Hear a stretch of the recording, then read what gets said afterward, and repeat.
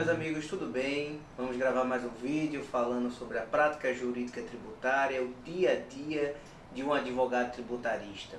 E o vídeo de hoje é referente a um caso que aconteceu esta semana. Eu estou gravando esse vídeo em julho de 2019. Aconteceu ainda esta semana, eu ainda vou fazer a ação, mas eu fiz um estudo aprofundado e sobre esse caso que eu venho falar aí com vocês no nosso assunto de hoje.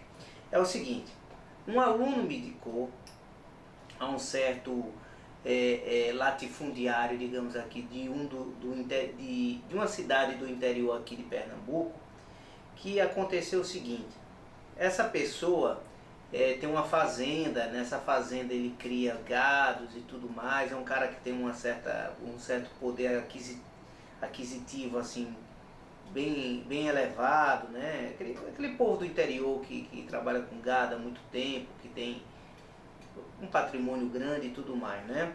E o que aconteceu? Esse cara foi surpreendido com uma pessoa que chegou lá na fazenda dele e disse que tinha arrematado a fazenda dele em um leilão judicial de uma execução fiscal. E esse cara, que é aquele fazendeiro antigo e tudo mais, já quase que botou o cara para correr de lá e ficou preocupado com isso e mandou o pessoal que trabalha com ele averiguar. Foi quando descobriram que existia uma execução fiscal contra um antigo proprietário dessa terra, né? E que esse proprietário dessa terra, o pessoal não conseguiu encontrar. Foi citado por edital na execução fiscal que existe essa possibilidade. A fazenda vasculhou procurando bens em nome desse antigo proprietário que era o executado nessa execução fiscal. Encontrou essa terra dele.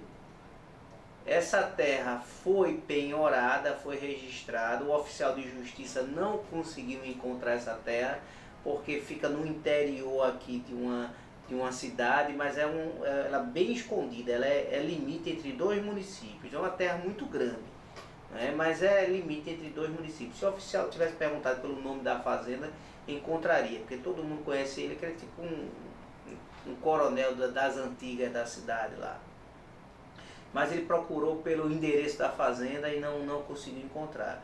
Mas o oficial, com aquele parâmetro de avaliação, consultando o valor do hectare da região é tanto, dizendo que foi 300 hectares, então atribuiu o valor de 300 mil reais à terra lá.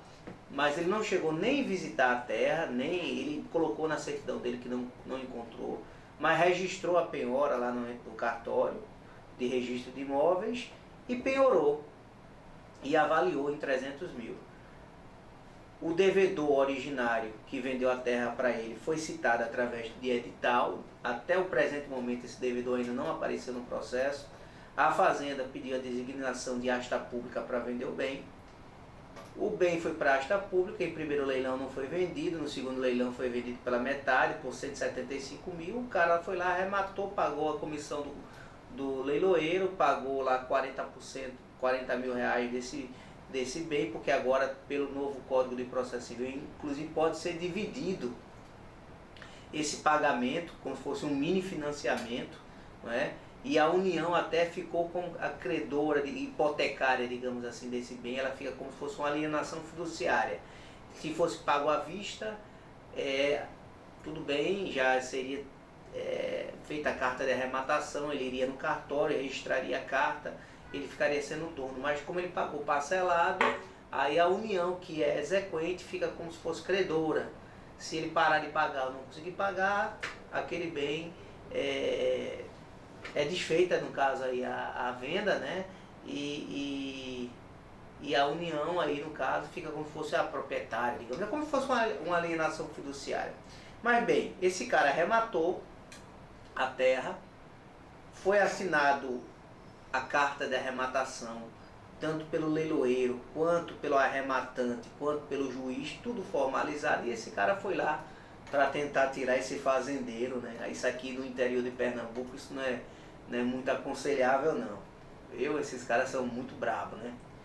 mas foi tentar tirar esse fazendeiro botou o cara lá para correr e disse que ia verificar e falou com um advogado da região, que foi meu aluno e que ele veio me procurar. Disse, olha rapaz, é só contigo aí, isso é uma situação aí que eu sei que você consegue resolver. E hoje é sobre isso que eu vou falar com vocês, nulidade da arrematação judicial, porque eu encontrei algumas brechas na lei que eu posso tentar pedir, através de uma ação anulatória de arrematação judicial, a nulidade desse leilão. Primeiro eu quero ler para vocês o artigo 903 do Código de Processo Civil atual, né? Que diz o seguinte: qualquer que seja a modalidade de leilão, assinado o auto pelo juiz, pelo arrematante e pelo leiloeiro, aconteceu isso, a arrematação será considerada perfeita, acabável e irretratável, ainda que venham a ser julgados procedentes os embargos do executado ou a ação autônoma, essa ação que eu estou falando, ação anulatória de arrematação, de que trata o parágrafo 4º deste artigo, assegurada a possibilidade de reparação pelos prejuízos sofridos. Aí ele diz aqui que assinado o auto de arrematação não tem mais nada para se fazer. Mas se contradiz esse artigo, né? Porque no parágrafo 1º ele já diz o seguinte, desse mesmo artigo 903, ressalvadas outras situações previstas neste Código, a arrematação poderá, no entanto, ser invalidada quando realizada por preço vil ou com outro vício. Primeira hipótese, que a arrematação poderá ser invalidada quando o imóvel for vendido por preço vil ou outro vício. Se lembre-se que o imóvel lá, ele avaliou em 300 mil, fez um cálculo de acordo com o hectare, onde eu já pedi que o contribuinte, ele falou para mim que as terras dele lá valem mais de 2 milhões de reais, principalmente com todas as benfeitorias que foi feita, que ele trouxesse 2 ou 3 avaliações, que uma das hipóteses que eu vou alegar para a nulidade da arrematação é que ela foi adquirida por preço vil, 175 mil para 300 hectares de terra, de criação de gado, com propriedade, de gente que mora lá para cuidar dos gados, é um preço vil. E segundo, pode ser considerado ineficaz se não foi observado o disposto no artigo 804 do CPC. Aí eu vou aqui para esse artigo 804, que diz o seguinte, do CPC: a alienação de bem gravado por penhor, hipoteca ou anticrese será ineficaz em relação ao credor hipotecário ignoratício ou anticrético não intimado. Inclusive teve uma hipótese também nesse caso, que quando esse meu cliente adquiriu mesmo, que foi registrado no cartório esse bem em 2013, para ele adquirir esse bem, ele pegou um empréstimo num banco e deu como garantia a própria terra. Então tinha um credor aí, hipotecário, que era o banco registrado lá, que não foi intimado, certo? Dessa questão aí da arrematação. Então isso aqui é uma hipótese, porque tem um credor hipotecário que não foi intimado. Nem sequer o executado foi, ele foi por edital, é considerado citado, né? Mas assim, ele na verdade ele foi por edital. Então nem sequer o credor também foi intimado. Então também é mais uma hipótese que eu vou alegar aí de nulidade. Tá certo? E tem outras hipóteses aqui do parágrafo 804 que diz o seguinte, parágrafo 1º. A alienação de bem objeto de promessa de compra e venda ou de cessão registrada será ineficaz em relação ao promitente comprador, no caso a pessoa que está comprando, ou cessionário não intimado. Ele em nenhum momento foi intimado desse processo. Ele só teve conhecimento desse processo quando chegou a pessoa que comprou a terra dele já na propriedade, determinando que ele saísse porque tinha arrematado aquela terra. Ele em nenhum momento foi intimado. Tem o parágrafo 3º também do 804 que diz o seguinte: a alienação de direito aquisitivo de bem objeto de promessa de venda, de promessa de cessão ou de alienação fiduciária será ineficaz em relação ao promitente vendedor, promitente cedente ou proprietário fiduciário não intimado, que não seria a hipótese.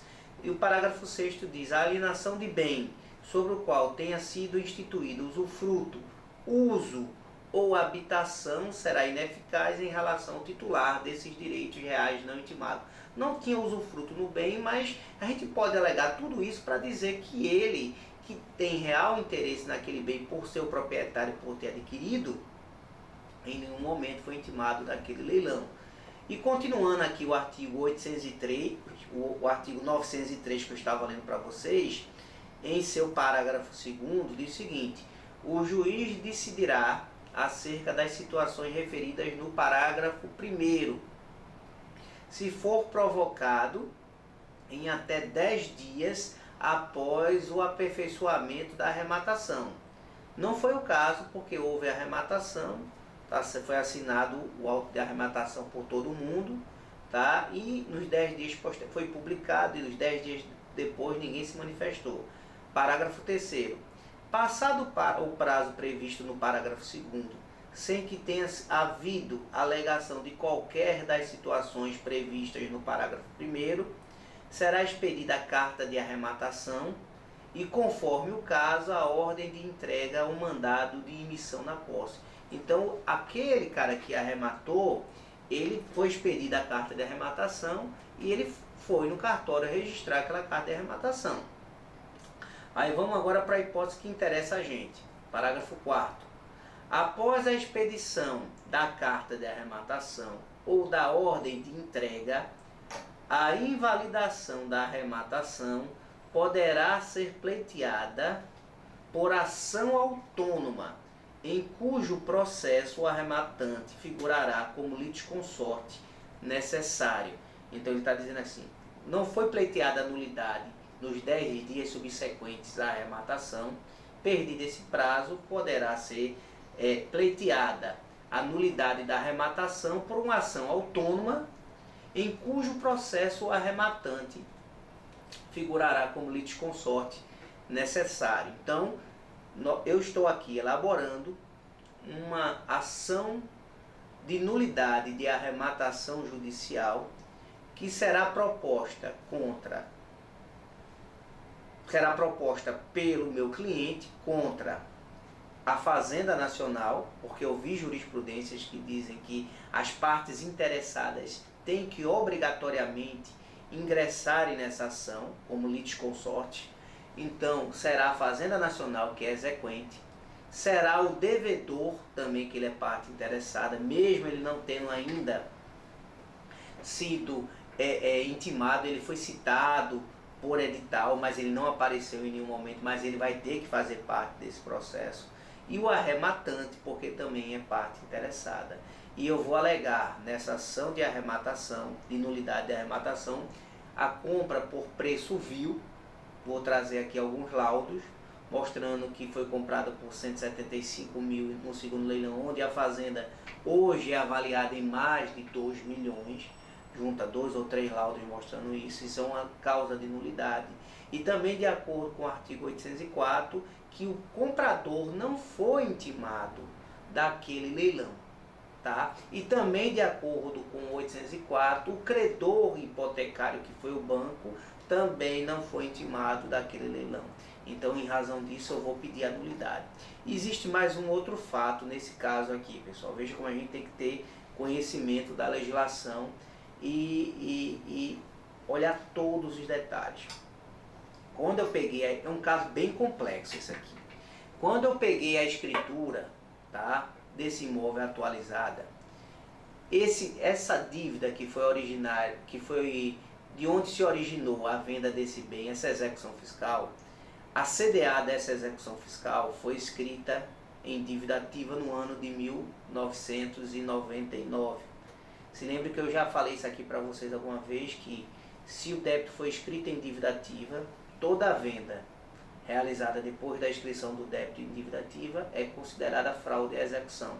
Então isso aí não é bom para mim, tá certo? Acontece que, de acordo com essa escritura, antes da inscrição em dívida ativa, esse devedor que estava sendo executado, ele havia vendido através de uma promessa de compra e venda para um terceiro, já uma outra pessoa em 98, ou seja, antes da inscrição em dívida ativa em 99. Então não houve nenhuma fraude à execução, certo? E sequer poderia ter existido uma penhora em bem desse devedor, porque em 98 ele já havia feito uma promessa de compra e venda para uma determinada pessoa que no ano de 2013 vendeu ao meu cliente, que foi registrado no nome dele no ano de 2013.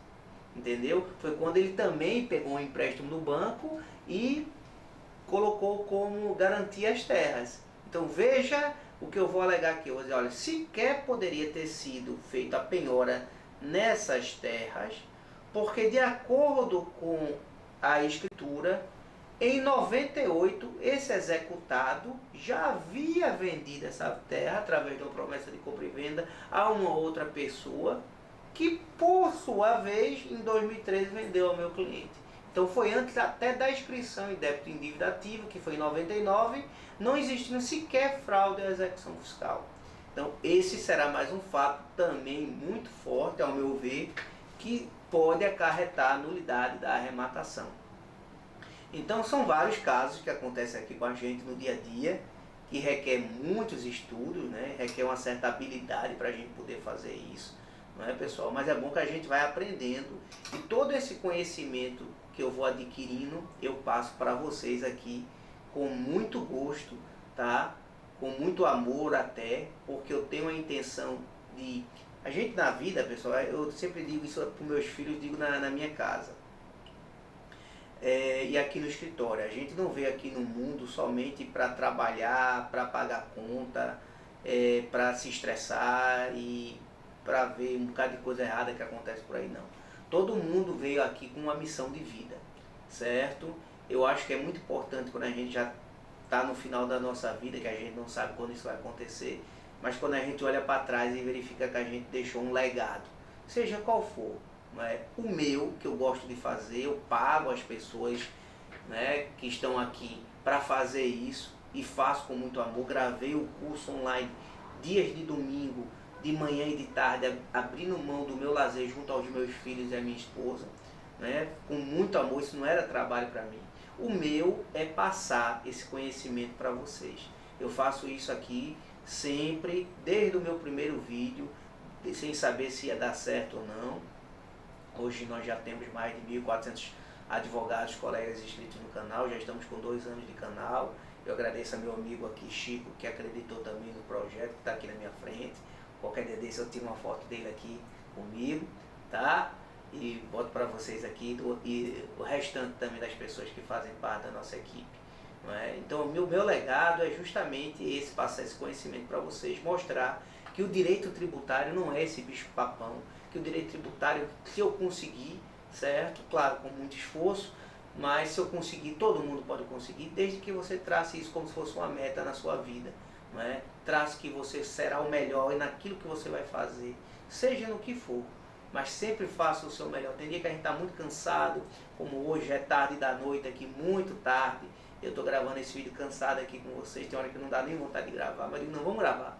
Vamos, tem um caso recente, a situação está na minha cabeça, vamos gravar, vamos expor. Às vezes eu nem fiz a ação como esse caso, ainda estou trabalhando nela, mas eu já estou trazendo aqui o caso para vocês, e dentro de mim algo me diz, né, que vai dar tudo certo. Eu não sei porquê, mas eu tenho essa força dentro de mim que diz, vai dar certo, faz assim, vai dar certo, vamos lá, vamos ver. E se der certo eu trago aqui o resultado para vocês. Tá bom, pessoal? Se gostaram do vídeo, não se esqueçam de curtir o vídeo, é muito importante para mim. É como se fosse um sinal, digamos assim, um incentivo, dizendo o vídeo é bom, vamos divulgar. O YouTube também vai divulgar esse vídeo para outras pessoas. Não deixe de curti-lo, de compartilhar o canal com seus amigos, advogados, colegas. Mostrar, olha, tem um canal lá que o rapaz lá se esforça para ensinar direito tributário, mas eu estou aprendendo, são casos práticos, casos que não envolvem teoria, é só prática, só a questão do dia a dia, como é que ele resolve a situação. Divulga o canal para mim, por favor, e se inscrevam no canal, ativem aquele sininho lá para receberem as notificações dos vídeos. Eu acho muito importante para quem quer ingressar no direito tributário, quando tem uma oportunidade como essa de ter esse conhecimento exclusivamente de graça, eu não perderia essa oportunidade jamais, jamais. Tá certo, pessoal? Muito obrigado pela atenção de vocês. Nosso curso já está sendo lançado em breve, tá certo? Nós temos um livro também, como já divulguei para vocês, como se tornar um advogado tributarista. Tudo isso pode ser adquirido no site www.ricardopiedade.com, tá bom? Até o nosso próximo vídeo, se Deus assim permitir. Obrigado.